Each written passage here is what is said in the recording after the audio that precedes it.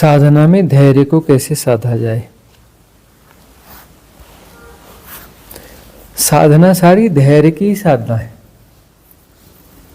बहुत गौर से देखा जाए तो सारी साधना जो है धैर्य की ही साधना है, धैर्य का ही विकास करना है। अधैर्य जो है, अधैर्य का अर्थ होता है मन। अधैर्य का अर्थ होता है मन। जो जैसा है वैसा हमें स्वीकार नहीं है, हम उसे बदलना चाहते हैं, बदलना अभी चाहते हैं, अपने अनुकूल करना चाहते हैं, और इस प्रक्रिया में अधैर्य विकसित होता है। अधैर्य होता है कि ऐसा नहीं होना चाहिए, ऐसा होना चाहिए, और ऐसा होने के लिए फिर अधैर्य पैदा होता है कि ऐसा कब हो जाएगा, कितनी जल्दी हो जाएगा, कैसे हो जाएगा, क्यों हो जाएगा, सारे गुणाभाग चालू हो जाते हैं। ये कैसे इसको बदलना है, तो हमें इसे बदलना है तो ये बदल जाए। कब तक बदलेगा, कैसे बदलेगा, क्या करें जो बदल जाएगा, क्या करें जो हमारे अनुकूल हो जाएगा। मतलब कोई परिस्थिति है वह प्रतिकूल लग रही है, प्रतिकूल किसके लग रही है, मन के प्रतिकूल है ना, और उसे अपने अनुकूल करना है। तो जब तक अनुकूल नहीं होगी तब तक धैर्य कहाँ, जब तक अनुकूल नहीं होगी तब तक धैर्य कहाँ से होगा। तो अनुकूल करने के लिए हमें एक्सरसाइज करनी पड़ेगी, अनुकूल करने के लिए हमें एक्सरसाइज करनी पड़ेगी।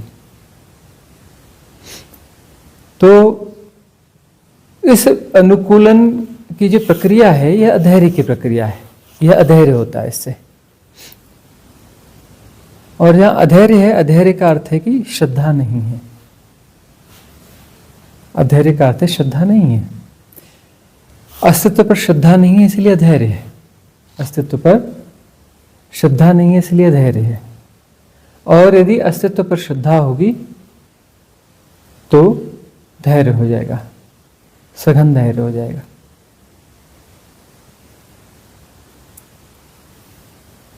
एक बड़े संत हुए हैं, नाम सबने सुना होगा, साईं बाबा कहते हैं। उन्होंने अपनी साधना में दो शब्द दिए हैं, श्रद्धा और सबूरी। बहुत गौर से देखा जाए तो ये अन्योनाश्रित हैं, एक दूसरे पर डिपेंडेंट हैं। श्रद्धा का अर्थ है कि जो है सब ठीक है, और कुछ है भी तो सब ठीक हो जाएगा, ठीक है, श्रद्धा है, अपने से हो जाएगा, ज़्यादा कुछ करने की, गुणा भाग करने की जरूरत नहीं है, जो है सब हो जाएगा। तो यह जो है श्रद्धा है, और श्रद्धा के साथ में धैर्य हो जाएगा। और धैर्य है का मतलब अरे सब ठीक है, ठीक हो जाएगा जैसा भी है, तो श्रद्धा विकसित हो जाएगी। तो श्रद्धा और सबूरी मतलब धैर्य, सबूरी का अर्थ होता है धैर्य, राइट पेशेंस। तो राइट पेशेंस जो है ये सीखने की चीज़ है, साधना इसकी साधना है कि कैसे हम धैर्य रखेंगे। उस धैर्य के साथ में चीज़ें धीरे धीरे धीरे धीरे अनुकूल होती चली जाएंगी। और साधना की जो विधियां हैं, इन विधियों का जो भी हम प्रयोग करते हैं, इस विधियों में हम करते क्या है, धैर्य का ही तो विकास करते हैं ना। सारा विचलन अंदर अधैर्य का है, और वह हम कहते हैं लेट रिलैक्स, शांत हो जाओ, करना कुछ भी नहीं है, करना कुछ भी नहीं है, सब हो रहा है, सब जाना जा रहा है, अपने से हो रहा है और जाना भी जा रहा है। तुम करने की कोशिश मत करो, करने वाले सब बिगाड़ देते हैं, बिना किए सब ठीक हो जाता है। तो सारा करना जो है अधैर्य से निकलता है, जो भी हम करते हैं सारा करना अधैर्य से निकलता है। और कुछ नहीं करने पर, रिलैक्स रहने पर धैर्य फलित होता है। और कुछ नहीं करने का अर्थ है कि हमें श्रद्धा है, तभी तो सब हो रहा है, हो जाएगा, है ना। और अपना समय लेती है चीज़ें, है ना।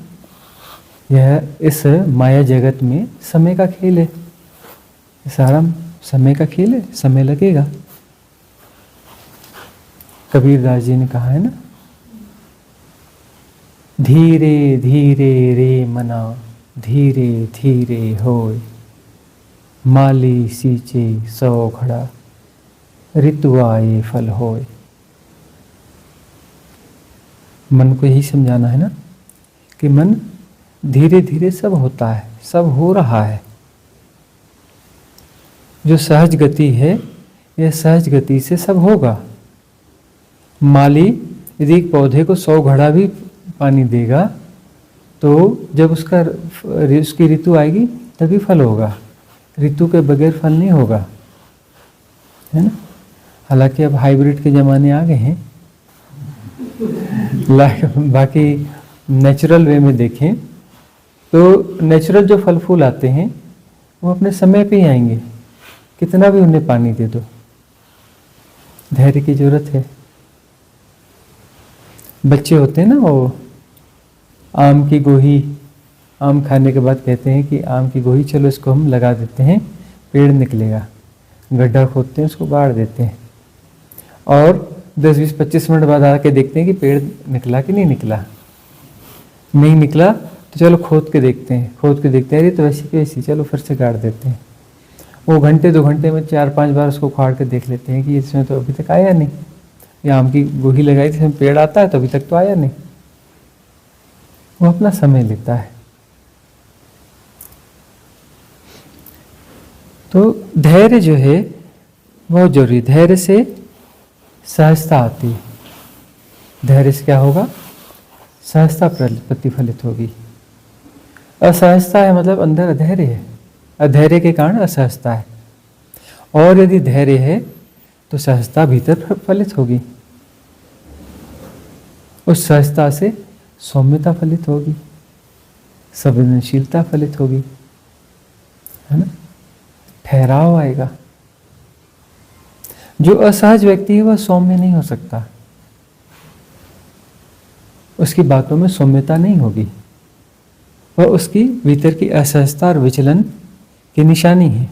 यह संकेत है कि उसके भीतर जो है विचलन है, अधैर्य है, असहजता है, इसीलिए सौम्यता नहीं है।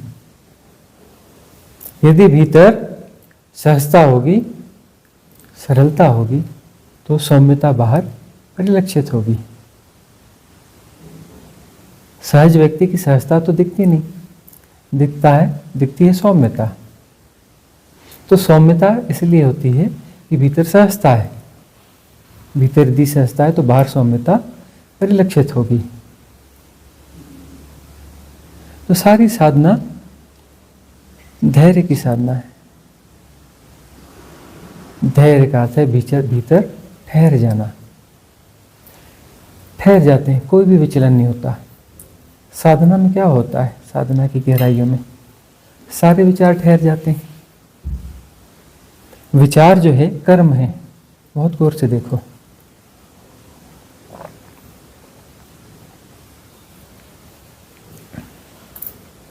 सारे विचार कर्म है। विचार पौद्गलिक हैं, पदार्थ, मैटर है, कर्म है। कर्म से कर्ता पैदा होता है, कर्म से कर्ता पैदा होता है। और कर्ता का अर्थ है जो विचलित है, कर्ता का अर्थ है जो विचलित है। और निर्विचार अवस्था का अर्थ होता है अकर्म। कुछ भी विचार नहीं चल रहे तो अकर्म की स्थिति में आ गए, मतलब करता नहीं रहा, अकर्ता हुआ। करने से कर्ता पैदा होता है और न करने से कर्ता विदा हो जाता है।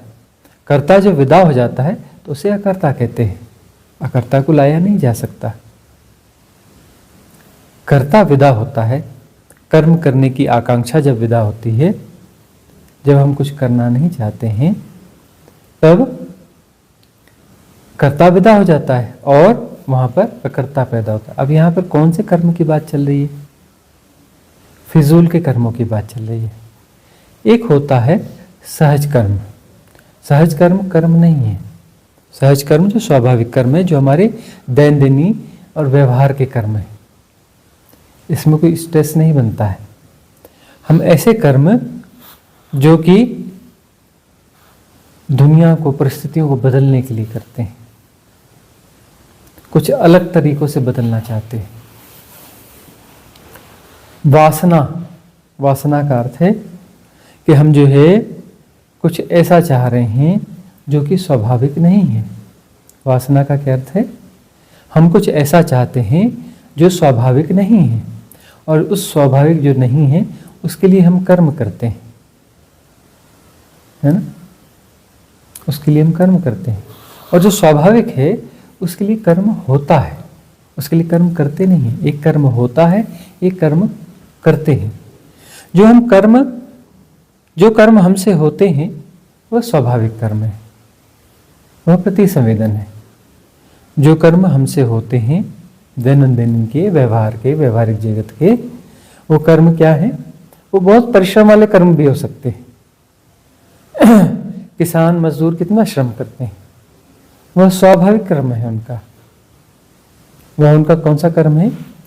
स्वाभाविक कर्म है, अस्वाभाविक कर्म नहीं है। और कुछ कर्म ऐसे होते हैं जो अस्वाभाविक होते हैं, मतलब उसमें वासना छुपी होती है, उससे हम कुछ अलग कुछ करना चाहते हैं, कुछ विशिष्ट करना चाहते हैं। वह प्रतिसंवेदन नहीं है, वह वासनागत है। एक है प्रतिसंवेदन से के द्वारा किया गया कर्म, एक है वासना के द्वारा किया गया कर्म। तो प्रतिसंवेदन के द्वारा किया गया कर्म नहीं होता, प्रतिसंवेदन के द्वारा हो रहा कर्म होता है। प्रतिसंवेदन के द्वारा हो रहा कर्म होता है और वासना के द्वारा किया गया कर्म होता है। प्रतिसंवेदन के द्वारा जो हो रहा कर्म होता है उस कर्म से कोई कर्ता पैदा नहीं होता, उस कर्म से कोई कर्ता पैदा नहीं होता। और वासना के द्वारा जो कर्म किया जाता है उस करने वाले कर्म से कर्ता पैदा होता है, और वहीं पर समस्या पैदा हो जाती है। इसलिए वासना सदा गुणा भाग है। वासना सदा गुणा भाग है, क्योंकि अस्वाभाविक को पाने की आकांक्षा है, कुछ अस्वाभाविक रूप से पाने की आकांक्षा है।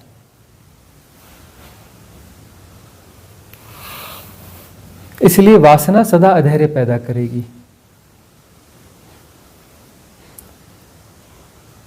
भगवान बुद्ध से किसी ने पूछा कि विष क्या है, जहर क्या है, व्हाट इज पॉइजन? तो उन्होंने कहा जो जरूरत से ज्यादा है वह विष है, जो जरूरत से ज्यादा है वह विष है, जहर है। मतलब जहां स्वाभाविक है, सहजता है, जितना जरूरी है वहां तो कोई दिक्कत है नहीं। जरूरत से ज्यादा के पीछे जहां जाओगे तो वहां पर गुणाभाग पैदा होगा, गुणाभाग से वासना पैदा होगी, वासना विष है, वासना जहर है, जहां जरूरत से ज्यादा के पीछे जाओगे।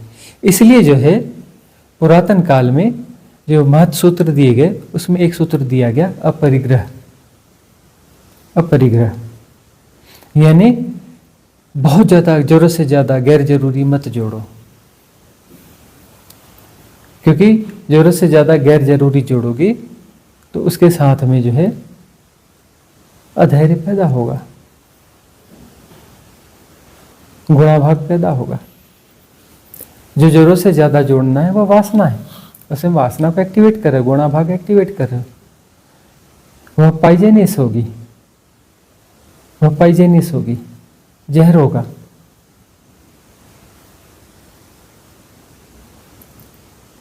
इसलिए धैर्य, धैर्य मूल मंत्र है, जहां सब ठहरा हुआ है। साधना में ठहरने की तो प्रयास है ना। समाधि का क्या अर्थ है? कि सब ठहर गया। समाधि का अर्थ क्या है? सब ठहर गया भीतर, अब कोई विचलन नहीं है, अब कुछ पाने की आकांक्षा नहीं है। कुछ पाने की आकांक्षा नहीं है तो विचलन की आवश्यकता नहीं है। सचमुच में आकांक्षा ना हो तो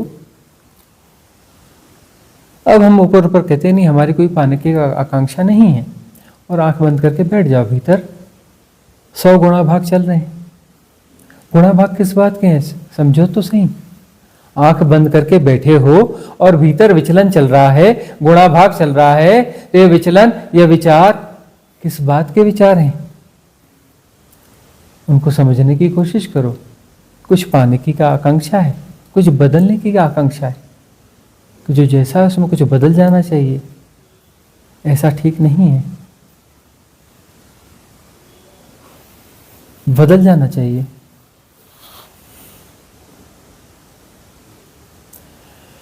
तो जब भी ये बदलने की प्रक्रिया, वह आकांक्षा, वह वासना होगी चीजों को बदलने की, परिस्थितियों को अनुकूल करने की, तो भीतर ठहराव नहीं होगा। भीतर ठहराव नहीं होगा तो ध्यान नहीं घटेगा। ध्यान का घटने का अर्थ है कि अब हम परम स्वीकार की भाव दशा में हैं। कुछ क्षणों के लिए ग्लिम्स आते हैं। उस ग्लिम्स का मतलब ये होता है कि उन क्षणों में कुछ पाने की आकांक्षा नहीं थी। अब कुछ पाने की आकांक्षा है, तो सबसे पहले वहां पर क्या पैदा होगा?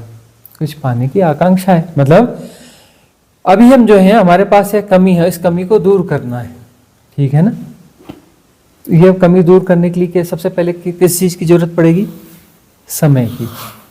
किसकी जरूरत पड़ेगी? समय की जरूरत पड़ेगी। तो भविष्य पैदा होगा, है ना? और उस भविष्य में उसे पाने के लिए भूतकाल से हमें बहुत कुछ लेना पड़ेगा। यह इस चीज की कमी है, यह भूतकाल बताएगा कि यह चीज है, यह चीज चाहिए। भूतकाल में जाना था और यह चाहिए, परिस्थिति ऐसी होनी चाहिए। भूतकाल से हम तरह तरह के तथ्य निकालेंगे और उनको हम एडजस्ट करेंगे और उससे हम एक रूपरेखा बनाएंगे, एक परिकल्पना को क्रिएट करेंगे, एक हाइपोथेसिस को क्रिएट करेंगे और भविष्य में उसे पूरा करने की प्लानिंग करेंगे। परियोजना होगी, एक योजना बनेगी, है ना? और फिर उसकी दौड़ चालू होगी। उसके लिए फिर महत्वाकांक्षा होगी ना। महत्वाकांक्षी होना पड़ेगा कि यह हमें पाना है। बच्चों को हम महत्वाकांक्षा सिखाते हैं ना, मतलब अधैर्य सिखाते हैं। बेटा तुझे यह बनना है, बेटा तुझे यह करना है। तो बच्चे भी सोचते हैं हम कितनी जल्दी बड़े हो जाएं और यह पालें। मतलब सबसे सुंदर काल बचपना, वह खो करके वह चीज पाना चाहता है जो वासनागत हो, जो कि नर्क है। वासना दुष्पूर है, वासना महानर्क है।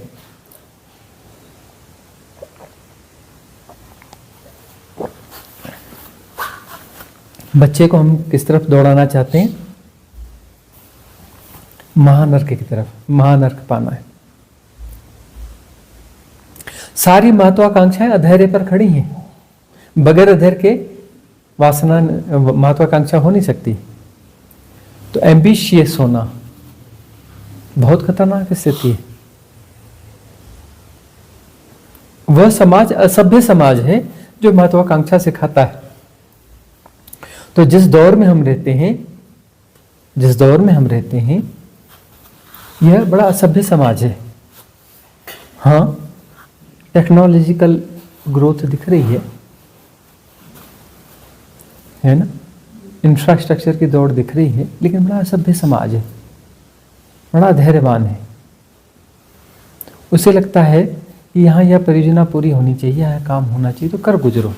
और जो है ये पेड़ प्रकृति, अरे इसकी क्या जरूरत है, इसे काट पीट के साफ करो, इस जमीन की जरूरत है, और इस जमीन पर कुछ ऐसा कंस्ट्रक्शन कर लो।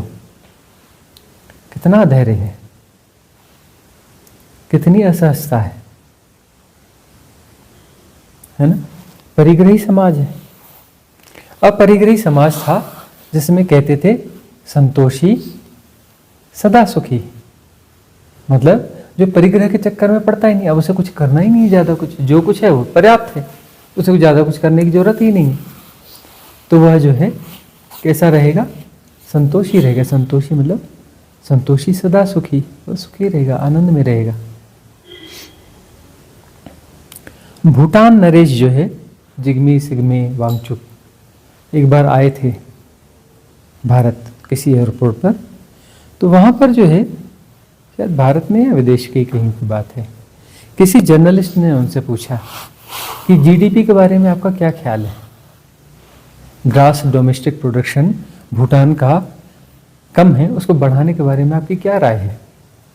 उन्होंने कहा कि नहीं, हम जीएचपी की बात करते हैं, जीडीपी तो हमारा कभी ध्येय रहा ही नहीं। है ना। हम हैप्पीनेस इंडेक्स की बात करते हैं।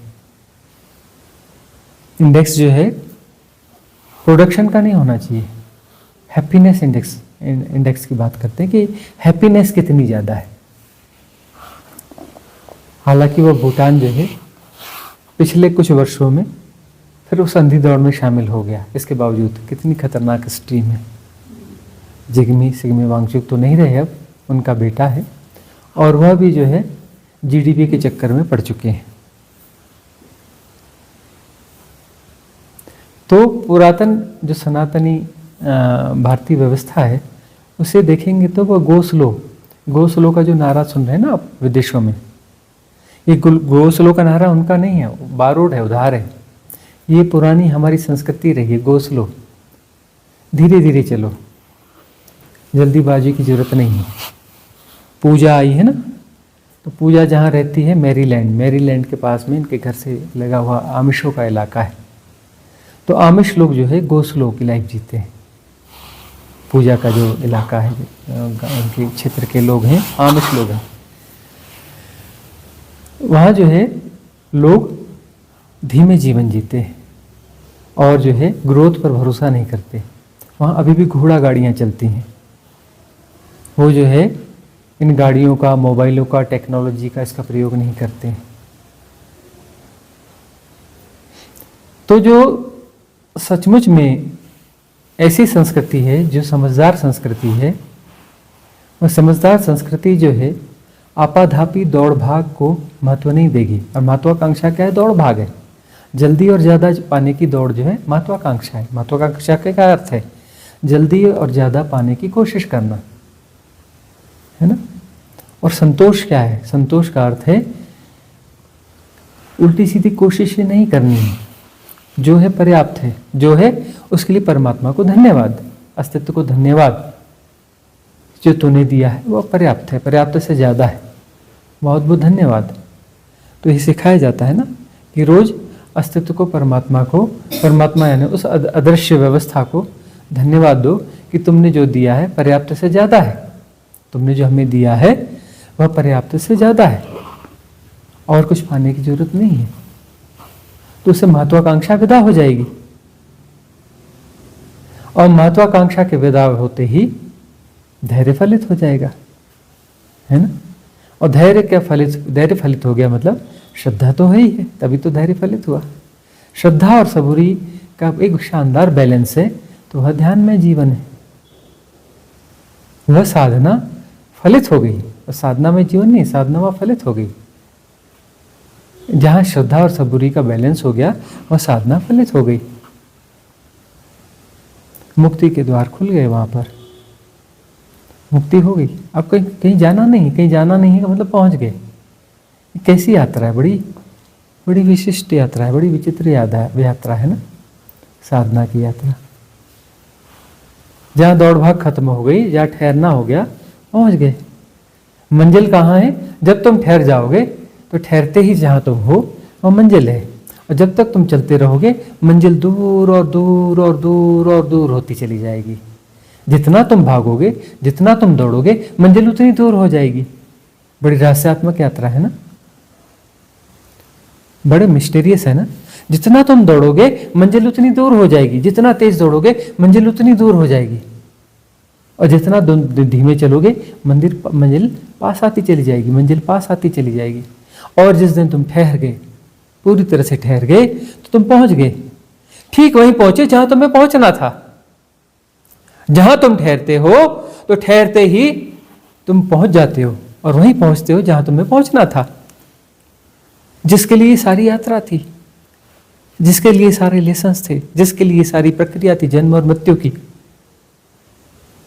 तुम ठहरते ही वहां पहुंच जाते हो। दौड़ स्थिति के राज होता है। वैसे ठहरना ही सब कुछ है।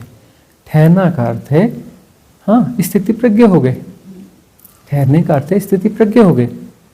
अब जो स्थिति है उसकी प्रज्ञा, ऐसी प्रज्ञा जो स्थिति को जाने, वह प्रज्ञा विकसित कैसे? दौड़ते भागते व्यक्ति की तो प्रज्ञा हो नहीं सकती। जो ठहरेगा उसकी प्रज्ञा होगी, और जब ठहरा हुए व्यक्ति के पास प्रज्ञा होगी तो स्थिति प्रज्ञ होगा। जो स्थिति है उसको जैसा का तैसा जान रहा होगा। जो भी स्थिति है उसको जानने के लिए पहले ठहरना तो जरूरी है ना, और जो ठहरेगा वही तो प्रज्ञावान होगा ना। जो दौड़ भाग रहा है वो तो इन्फ्लुएंस का शिकार है, इन्फ्लुएंस का शिकार है, तो इन्फ्लुएंस का शिकार व्यक्ति जो है उसके पास प्रज्ञा कैसे हो सकती है? इन्फ्लुएंस से रहित व्यक्ति ही प्रज्ञावान हो सकता है। इन्फ्लुएंस से रहित व्यक्ति ही तो प्रज्ञावान हो सकता है ना। अब कोई भी इन्फ्लुएंस से, किसी भी इन्फ्लुएंस से आप प्रभावित है, मतलब इन्फ्लुएंस तो कह रहा है कि ऐसा करो, ऐसा होना चाहिए, ये बदलना है। सारे इन्फ्लुएंसेस जो है भविष्य की दौड़ के लिए आग्रह करते हैं। सारे इन्फ्लुएंस आपको धकियाते हैं, धक्का मारते हैं, ऐसा होना चाहिए, ये गलत हो रहा है। सारी क्रांतियां, सारे इन्फ्लुएंसेस आपको भविष्य की ओर दौड़ाते हैं, आपको यूज करते हैं। इन्फ्लुएंस आपको यूज करने के लिए होते हैं, आपको पता है। सारे इन्फ्लुएंस जो है आपको यूज कर रहे होते हैं किसी हाइपोथेसिस के लिए, किसी हाइपोथेसिस के लिए, किसी यात्रा के लिए आपको इन्फ्लुएंस कर रहे होते हैं कि यात्रा करो, यहां तक पहुंचो, यह करो, ऐसा बदल दो, है ना। वो आपको कर्ता बनाते हैं, सारे इन्फ्लुएंस आपको कर्ता बनाते हैं। और इन्फ्लुएंस से यदि आप ग्रसित हैं तो प्रज्ञा आपके पास नहीं होगी, आप प्रज्ञावान नहीं हो सकते, आप प्रज्ञावान नहीं हो सकते। ठहरा हुआ व्यक्ति ही प्रज्ञावान होता है। जहां ठहर जाते हैं वहां प्रज्ञा जागती है, और प्रज्ञा जागते ही स्थिति प्रज्ञा हो जाते हैं, क्योंकि जो जैसी स्थिति है वैसा का वैसा जाना जाता है। यही तो प्रज्ञा है ना। तभी तो आप जानेंगे परमात्मा की जो सुंदर परिभाषा है वो आपको क्लियर हो जाएगी। जो है सो है। परमात्मा की सबसे सुंदर परिभाषा क्या है? जो है सो है, हियर एंड नाउ, अभी और यहीं। जो जैसा है परफेक्ट है, जो है सो है। यही स्थिति प्रज्ञता है। स्थिति प्रज्ञता का अर्थ क्या होगा? यही तो स्थिति प्रज्ञता है। जो है सो है, और जैसा है परफेक्ट है, ऐसा ही होना चाहिए था, इसलिए ऐसा है।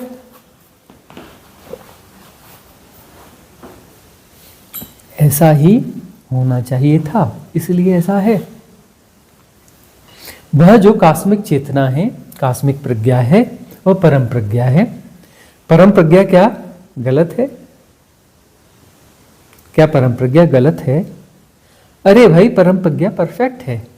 वह जो कर रही है परफेक्ट कर रही है, और उसने जैसा किया है परफेक्ट किया है, तो जैसा होना चाहिए था वैसा ही है।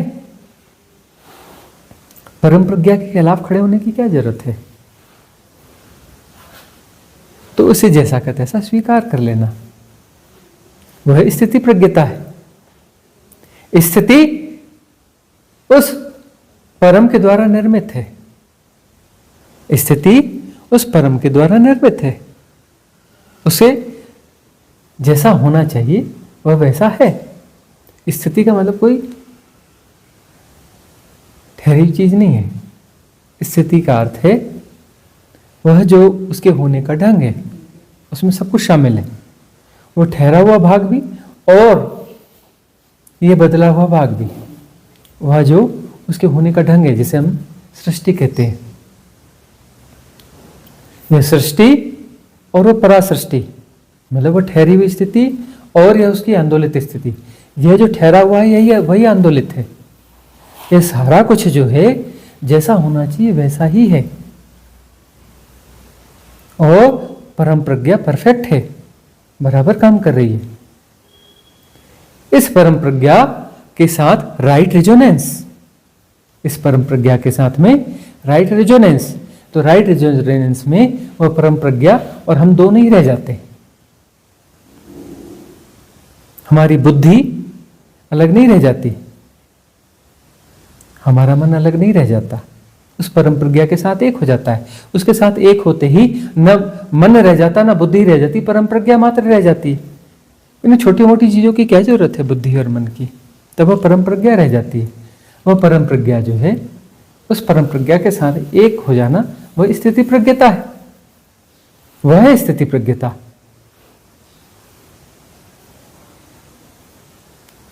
और धैर्य आधार में, आधारभूत है धैर्य। धैर्य का फलित हो जाना साधना का फलित हो जाना है। धैर्य का फलित हो जाना साधना का फलित हो जाना है।